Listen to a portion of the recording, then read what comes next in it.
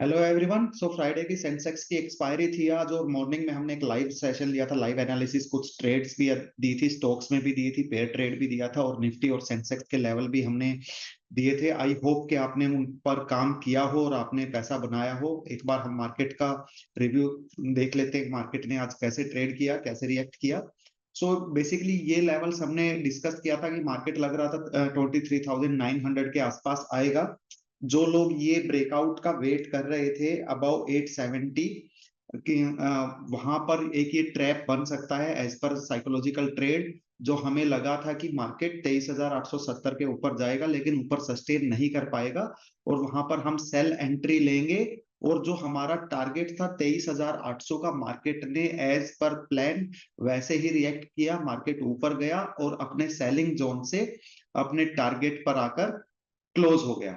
और अगर मैं बात करूं सेंसेक्स की, तो सेंसेक्स में भी हमने डिस्कस किया था 950 के आसपास हम सेल करेंगे। 79100 के ऊपर हमारा स्टॉप लॉस रहेगा।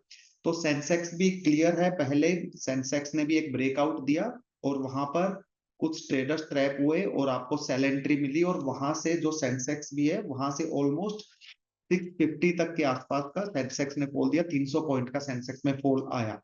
और जैसा कि ऑप्शन प्रीमियम में हमने डिस्कस किया था, ऑप्शन प्रीमियम आज इतने हैवी नहीं थे, तो मार्केट में लो वोलेटिलिटी स्टार्टिंग से एक्सपेक्टेड थी, मार्केट बहुत ज्यादा वोलेटाइल नहीं होने वाला है। उसके अलावा हमने सेंसेक्स में एक ट्रेड दिया था ऑप्शंस में। सेंसेक्स में हमने at the money options right करवाई थी 78,700 की, जिसका कंबाइंड प्रीमियम था 390। 78,700 का कॉल और पुट वो हमने सेल कराया था, और उसमें हमें ऑलमोस्ट 250 पॉइंट से ज्यादा का प्रॉफिट हुआ। और अगर लास्ट में क्लोजिंग पे देखेंगे तो सेंसेक्स की एक्सपायरी ऑलमोस्ट 78,700 रही, और दोनों ही कॉल और पुट का प्रीमियम डिके हो गया। तो अभी मार्केट में लग क्या रहा है? सबसे पहले हम चेक करते हैं आज कौन से सेक्टर टॉप गेनर रहे और कौन से सेक्टर टॉप लूजर रहे। तो मॉर्निंग में हमने देखा था ऑटो सेक्टर टॉप गेनर था। उसके बाद फार्मा स्टॉक्स ने लीड किया, auto sector second top gainer पे रहा है। और जो सबसे वीक सेक्टर रहे हैं पीएसयू स्टॉक्स, पीएसयू बैंक्स और मेटल सेक्टर, और ऑयल एंड गैस जो मॉर्निंग में भी वीक था, ये सेक्टर वीक रहे हैं। नेक्स्ट वीक के लिए भी अभी इनमें क्या लग रहा है? अभी मेटल सेक्टर में मेरे को एक सपोर्ट लग रहा है। मेटल सेक्टर मेरे को लग रहा है मंडे ट्यूसडे से मेटल सेक्टर को थोड़ा सा आउट परफॉर्म करना स्टार्ट करना चाहिए। अगर मंडे को मेटल स्ट्रॉन्ग दिखते हैं तो कुछ स्विंग ट्रेडिंग या इंट्राडे ट्रेड हम मेटल्स में एक बार देखेंगे।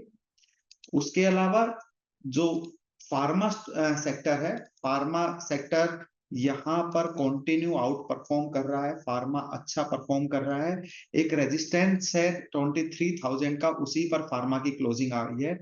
अगर 23,000 को निफ्टी फार्मा इजिली क्रॉस करता है, दैट मींस नेक्स्ट वीक भी फार्मा आउट परफॉर्म कर सकता है। अगर ये अनेबल रहता है 23,000 को क्रॉस करने में, तो एक छोटा सा पुल बैक वापिस फार्मा स्टॉक्स में देखने को मिल सकता है।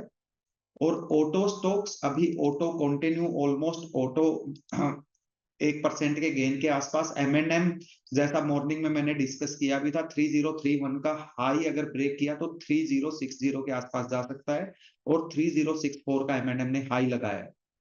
टाटा मोटर ऑलमोस्ट पॉजिटिव बंद हुआ है, लेकिन मॉर्निंग के गेन इसने थोड़े से गवाए हैं।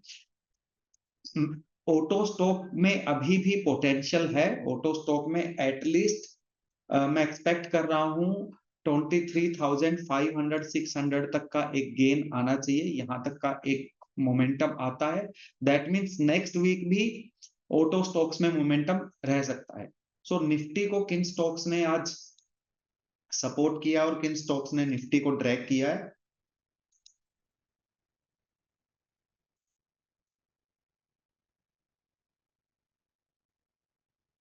M ICICI bank, Reliance, Bajaj finance morning में हमने डिस्कस किया था। मॉर्निंग में भी ये स्टॉक निफ्टी को ऊपर ले जाने की कोशिश कर रहे थे।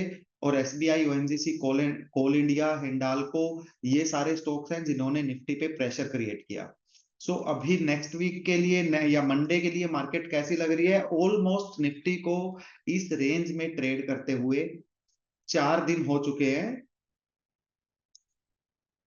यहां पर, और अभी नेक्स्ट वीक में डेफिनेटली एक ये अभी कुछ दिन थोड़ा वेस्टर्न कंट्रीज में जैसे वैकेशंस हैं, तो कुछ बड़े ट्रेडर या बड़े इन्वेस्टर भी वैकेशन पर हैं, बाजार में वॉल्यूम थोड़ा सा कम है, लेकिन मैं एक्सपेक्ट करूंगा नेक्स्ट वीक बाजार ये पुल बैक दे, और आई होप कि अगर बाजार 24,100 जो आज का हाई है उससे ऊपर निकल के 24,100 से ऊपर सस्टेन कर गया, तो मैं एक्सपेक्ट करूंगा अगर ये लेवल बाजार हिट करता है तो यहां से ऊपर बाजार वापिस एक 24,700 और 25,100 के आसपास तक निफ्टी आ सकता है। तो ये लेवल आपको नोट रखने। अगर बाजार नीचे की तरफ ब्रेक डाउन देता है, जो हालांकि मुझे चांसेस कम लगते हैं, अगर निफ्टी नीचे की साइड में ब्रेक डाउन देता है विच इज नियर 23,540, तो वहां से मेरे को लग रहा है वापस एक लो टेस्ट करने की बाजार की कोशिश रहेगी 23,200-250 के आसपास। लेकिन वहां से भी अगर आता है तो मेरे को वहां से भी एक वापस एक पुल बैक के चांसेस ज्यादा लगते हैं, क्योंकि मोस्टली स्टॉक्स हम देखें तो सपोर्ट एरिया के आसपास है, और लार्ज कैप निफ्टी 50 के भी लार्ज कैप स्टॉक्स में कुछ स्टॉक्स में काफी ज्यादा करेक्शन हो चुकी है। बैंक निफ्टी कैसा लग रहा है? बैंक निफ्टी की मैं बात करूं तो बैंक निफ्टी का एक लेवल मैंने मार्क किया था 51,700। अभी बैंक निफ्टी एक इस नैरो रेंज में चल रहा है जो कि 51,700 और 50,900 के आसपास की रेंज है। जैसे ही बैंक निफ्टी की क्लोजिंग आती है, सॉरी 51,700, बैंक निफ्टी की कोई भी सिंगल डे की क्लोजिंग अगर 51,800 के ऊपर आती है, तो bank Nifty I am expecting कि वापिस एक बढ़िया रैली देगा 1500 से 2,000 पॉइंट की, एटलीस्ट 53,500 तक बैंक निफ्टी आ सकता है। तो बैंक निफ्टी क्लोजली वॉच करनी है, यहां पर मैं ब्रेकआउट एक्सपेक्ट कर रहा हूं। और बैंक निफ्टी 50,800 से नीचे ब्रेकडाउन देता है तो देन अगेन एक बार वापस 49,900 के आसपास आ सकता है। तो ये लेवल अभी नोट करेंगे, और नेक्स्ट वीक में हम दोबारा प्री मार्केट और पोस्ट मार्केट एनालिसिस करेंगे, और हम कोशिश करेंगे डेली मॉर्निंग में हम कुछ ट्रेड्स लें। जैसा कि आज हमने एक पेयर ट्रेड भी लिया था, पेयर ट्रेड था जिसमें हमने टाटा मोटर बाय किया था और अपोलो टायर सेल किया था, जिसमें ऑलमोस्ट कोस्ट टू कोस्ट है, कोई प्रॉफिट लॉस नहीं हुआ है। जो लोग स्मॉल क्वांटिटी से ट्रेड करते हैं, तो मेरी एडवाइस उनको है, जरूरी नहीं है कि हमें ऑप्शन में ही ट्रेड करें, अगर स्टॉक्स में भी अच्छे लेवल से आप एक मिनिमम स्टॉप लॉस के साथ ट्रेड करेंगे तो उसमें भी आपके प्रॉफिट पोटेंशियल ज्यादा है। अभी निफ्टी, बैंक निफ्टी और दूसरे इंडेक्स के लोट साइज ऑप्शंस के बढ़ चुके हैं। निफ्टी का लोट साइज 75 का हो गया, बैंक निफ्टी का 30 का हो गया, और डिस्पाइट बैंक निफ्टी में तो मंथली एक्सपायरी है।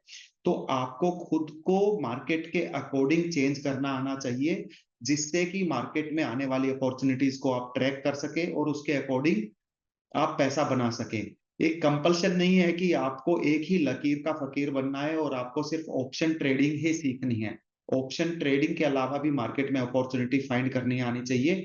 और एक रूल है मेरा, मार्केट में अगर पैसा बनाना है तो सबसे रूल नंबर 1 कि आपको अपना पैसा बचा के भी चलना चाहिए, पैसा प्रोटेक्ट करके चलना है, रिस्क कम लेके चलना है और रिवॉर्ड ज्यादा लेके चलना है।